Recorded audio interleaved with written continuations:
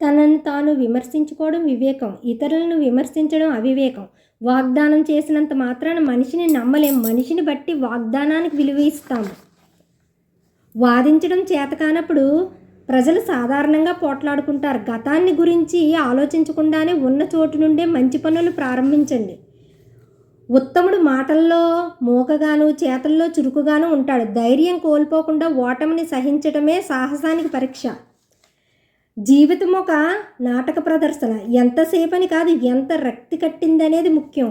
దూకుడుతనం కొంతమందికి విజయానికి ఎంతోమంది దురదృష్టానికి కారణమవుతుంది.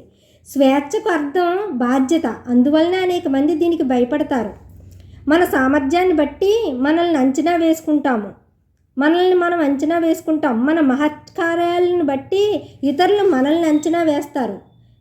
పైనున్న దేవుని మీద, లోనున్న హృదయం మీద భారం వేసి వర్తమానంలో బ్రతకడం నేర్చుకోండి.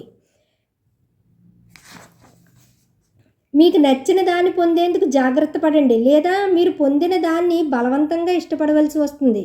ఈ ప్రపంచంలో మోసగాళ్ల కన్నా అవివేకులే ఎక్కువ మంది ఉన్నారు. ఆ కారణంగా మోసగాళ్ళు ఎక్కువ కాలం జీవించగలుగుతున్నారు. నీ పనిలో నీకు గల అభిమానమే నీ విజయానికి రహస్యం. అధిక ప్రసంగి అసత్యవాది కాక తప్పదు. మన మనస్సే దైవం, మన మనస్సే దయ్యము. మనల్ని కావాలనుకున్నవాడే బంధువు. వయస్సు పైబడితే వృద్ధులవుతారే కానీ ఋషులు కాలేరు. పోరాడి సాధించిన విజయాలే అత్యంత ప్రియమైనవి.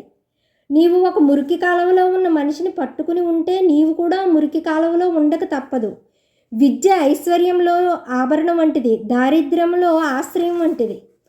చేదును రుచి చూడని వాడు తీయదనాన్ని అర్థం చేసుకోలేడు. ఆపదను ఎదురు చూడకండి, లేదా జరగనిది జరుగుతుందని ఎప్పుడూ బాధపడకండి.